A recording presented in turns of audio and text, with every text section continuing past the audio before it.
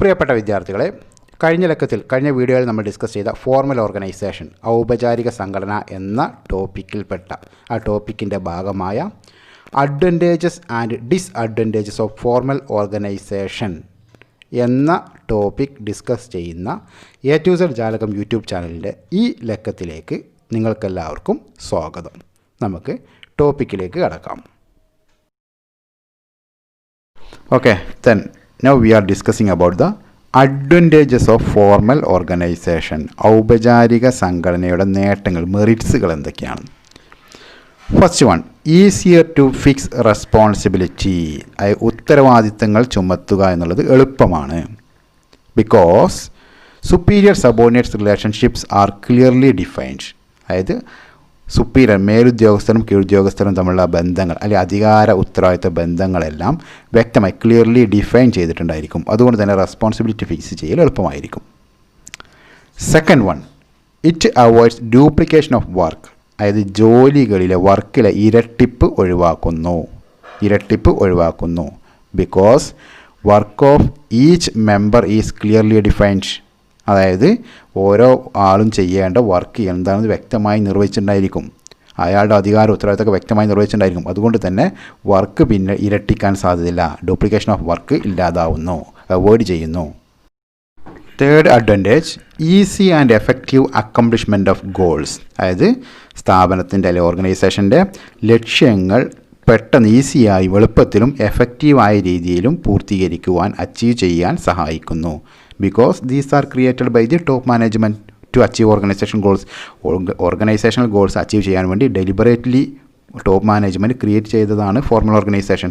അതുകൊണ്ട് അത് നല്ല രീതിയിൽ എഫക്റ്റീവായ രീതിയിലും ഈസിയായ രീതിയിലും അച്ചീവ് ചെയ്യാൻ സാധിക്കുന്നു. Fourth one, unity of command is possible. Unity of command, അത് ആജ്ഞാ ഐക്യം എന്നുള്ളത് സാധ്യമാകുന്നു, എഫക്റ്റീവായ രീതിയിൽ നടപ്പിലാക്കാൻ സാധിക്കുന്നു. കാരണം communication flows through the scalar chain and therefore unity of command is possible. Communication ഈ ഫോർമലായിട്ട് ഔപചാരികമായിട്ട് രൂപീകരിച്ചതായതുകൊണ്ട് അധികാര ഉത്തരവാദിത്ത ബന്ധങ്ങളൊക്കെ വ്യക്തമായി നിർവഹിച്ചതുകൊണ്ട് ഈ കമ്മ്യൂണിക്കേഷൻ പ്രോസസ്സെല്ലാം നടക്കുന്നത് സ്കേലാർ ചെയിൻ പ്രിൻസിപ്പിൾസിലൂടെ. അത് നമ്മൾ നേരത്തെ പ്രിൻസിപ്പിൾസ് ഓഫ് മാനേജ്മെൻറ്റ് ഡിസ്കസ് ചെയ്തു. അതിലൂടെ ആയതുകൊണ്ട് തന്നെ ഇവിടെ എന്താണ് യൂണിറ്റി ഓഫ് കമാൻഡ് എന്നുള്ള ആ പ്രിൻസിപ്പിൾ ഇവിടെ ഫോളോ ചെയ്യുന്നുണ്ട്, സാധ്യമാവുന്നുണ്ട്. Then next, coordination is easy. ഏകോപനം എളുപ്പമാവുന്നു. അതായത് authority responsibility relationship clearly define ചെയ്യുന്നുണ്ട്. The work to be done, എന്തൊക്കെയാണ് ചെയ്തു തീർക്കണമെന്ന് അത് വ്യക്തമായി നിർവചിക്കുന്നുണ്ട്. അതുകൊണ്ട് തന്നെ കോഓർഡിനേഷനും ഓരോരുത്തർക്കും നമ്മൾ അധികാര ഉത്തരവാദിത്തങ്ങൾ വ്യക്തമായതുകൊണ്ട് തന്നെ കോർഡിനേഷനും വളരെ ഈസിയാണ്, എളുപ്പമാണ്. Sixth advantage, provides stability to the organisation.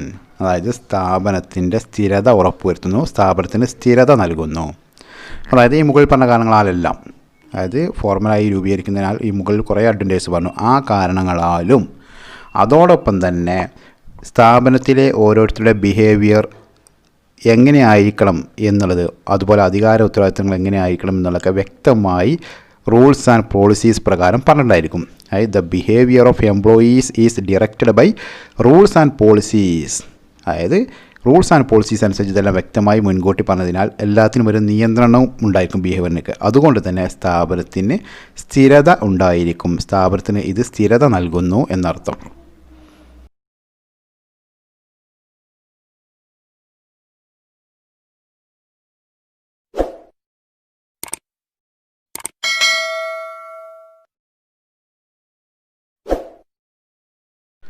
Next topic, limitations of formal organisation. Limitations or disadvantages. ഔപചാരിക ഘടനയുടെ പോരായ്മകൾ, ദോഷങ്ങൾ എന്തൊക്കെയാണെന്നാണ് ഡിസ്കസ് ചെയ്യാൻ പോകുന്നത്. അതിൽ first one, procedural delays in decision making. തീരുമാനമെടുക്കുന്നതിലുള്ള കാലതാമസം, നടപടിക്രമങ്ങളിലെ താമസം. അതായത് നമ്മൾ തൊട്ട് മുമ്പ് ഡിസ്കസ് ചെയ്തതുപോലെ തന്നെ ഇതിൽ അതോറിറ്റി റെസ്പോൺസിബിലിറ്റി റിലേഷൻഷിപ്പും സുപ്പീരിയർ സബോർഡിനേറ്റ് റിലേഷൻഷിപ്പും എല്ലാം ക്ലിയറായി സ്പെസിഫൈ ചെയ്തിട്ടുണ്ടായിരിക്കും. അതുകൊണ്ട് തന്നെ communication flows through scalar chain principles, unity of command principle, formal communication process. അപ്പോൾ കമ്മ്യൂണിക്കേഷൻ എല്ലാം ഒരു സ്കാലർ ചൈൽഡ് പ്രിൻസിപ്പിൾ അനുസരിച്ചും ഫോർമൽ കമ്മ്യൂണിക്കേഷൻ പ്രോസസ്സ് അനുസരിച്ചാണ് പിന്നെ നടന്നുകൊണ്ടിരിക്കുന്നത്. അതുകൊണ്ട് തന്നെ കമ്മ്യൂണിക്കേഷനിലും ഡിലേ വരുന്നുണ്ട്. അതുപോലെ അത് ഫൈനലി ഡിസിഷൻ മേക്കിങ്ങിലും കാലതാമസത്തിന് ഇടയാക്കുന്നു. സെക്കൻഡ് വൺ, നോ ക്രിയേറ്റിവിറ്റി, അതായത് ലാക്ക് ഓഫ് ക്രിയേറ്റിവിറ്റി, സർഗാത്മകതയുടെ അഭാവം, ക്രിയേറ്റിവിറ്റിയുടെ അഭാവം. അതായത് all rules, procedures, policies R strict and rigid or strictly and rigidly defined or pre defined. അത് മുൻകൂട്ടി തന്നെ റൂൾസ് ആൻഡ് പ്രൊസീജിയേഴ്സും പോളിസീസൊക്കെ വ്യക്തമായും കണിശമായും നിർവഹിച്ചിട്ടുണ്ടായിരിക്കും. എങ്ങനെ ചെയ്യണം, എന്ത് ചെയ്യണം, ബിഹേവിയർ എങ്ങനെ ആയിരിക്കണം എന്നൊക്കെ. അതുപോലെ തന്നെ ഇറ്റ് ഗിവ്സ് എംഫസൈസ് ഓൺ വർക്കിനാണ് ഇതിന് പ്രാധാന്യം നൽകുന്നത്. അതുകൊണ്ട് തന്നെ ഇക്കാരണത്താൽ തന്നെ സുപ്പീരിയർ ആവട്ടെ സബോർഡിനേറ്റ് ആവട്ടെ അവർക്ക് അവരുടെ ജോലിയിൽ ശ്രദ്ധ കേന്ദ്രീകരിക്കേണ്ടി വരും, ബിഹേവിയറിൽ നിയന്ത്രണങ്ങൾ വരും, റൂൾസ് പിന്നെ റിജിഡ് റൂൾസ് ഫോളോ ചെയ്യേണ്ടി വരും. അതുകൊണ്ട് തന്നെ ക്രിയേറ്റിവിറ്റി ഡെവലപ്പ് ചെയ്യാനും ഇംപ്ലിമെൻറ്റ് ചെയ്യാനും ക്രിയാത്മകമായി ചിന്തിക്കാനും അത് നടപ്പിലാക്കാനും ഒന്നുമുള്ള ഫ്രീഡം സുപ്പീരിയറിനാവട്ടെ സബോർഡിനേറ്റ്സിനാവട്ടെ ഇല്ല ഫോർമൽ ഓർഗനൈസേഷനിൽ. തേർഡ് വൺ, നോട്ട് ഫ്ലെക്സിബിൾ, അയവില്ലാത്ത സ്വഭാവമാണ്, അവ റിജിഡാണ് എന്നർത്ഥം. തൊട്ട് മുകളിൽ പറഞ്ഞ പോലെ തന്നെ റൂൾസ് ആൻഡ് പോളിസീസ് ആവട്ടെ, അതോറിറ്റി റെസ്പോൺസിബിലിറ്റി ആവട്ടെ, വർക്ക് ടു ബി ഡൺ ആവട്ടെ, എന്തായാലും അത് ക്ലിയർലി സ്പെസിഫൈഡ് ആണ്, വ്യക്തമായി നിർവഹിച്ചിട്ടുണ്ടായിരിക്കും, മുൻകൂട്ടി പ്രവചിച്ചിട്ടുണ്ടായിരിക്കും, തീരുമാനിച്ചിട്ടുണ്ടായിരിക്കും. അതുകൊണ്ട് തന്നെ അതിൽ നിന്നുള്ള വ്യതിചലനം ഒരാൾക്കും സാധ്യമല്ല, സുപ്പീരിയറിനാവട്ടെ സബോർഡിനേറ്റിനാവട്ടെ സാധ്യമല്ല. അതുകൊണ്ട് തന്നെ it is not flexible, it is rigid. Fourth one, less humanity and human relations. അതായത് ഈ ഫോർമൽ ഓർഗനൈസേഷനിൽ പ്രാധാന്യം നൽകുന്നത്, എംഫസൈസ് എന്നുള്ളത് വർക്ക് ടു ബി ഡൺ, എന്ത് വർക്കാണോ ചെയ്യേണ്ടത് അതിനാണ് പ്രാധാന്യം നൽകുന്നത്. അതുകൊണ്ട് തന്നെ മാനവികതക്കും മാനുഷിക ബന്ധങ്ങൾക്കും വ്യക്തികൾക്കിടയിലെ ഇൻ്റർപേഴ്സണൽ റിലേഷൻഷിപ്പിനും ഇതിൽ ഒരു പ്രാധാന്യവുമില്ല. ഇത്രയുമാണ് advantages and disadvantages of formal organisation, അല്ലെങ്കിൽ merits and demerits of formal organisation, അല്ലെങ്കിൽ അഡ്വാൻറ്റേജസ് ആൻഡ് ലിമിറ്റേഷൻസ്, അല്ലെങ്കിൽ ഡ്രോബാക്സ് ഓഫ് ഫോർമൽ ഓർഗനൈസേഷൻ എന്ന ടോപ്പിക്കുമായി ബന്ധപ്പെട്ട് ഡിസ്കസ് ചെയ്യാനുണ്ടായിരുന്നത്.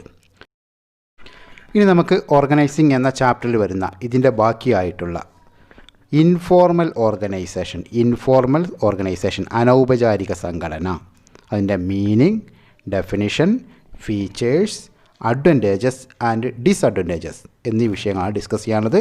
ആ ടോപ്പിക്കുമായി നമുക്ക് അടുത്ത വീഡിയോയിൽ വീണ്ടും കാണാം. എല്ലാവർക്കും എല്ലാവിധ നന്മകളും നേരുന്നു. All the best. Thank you.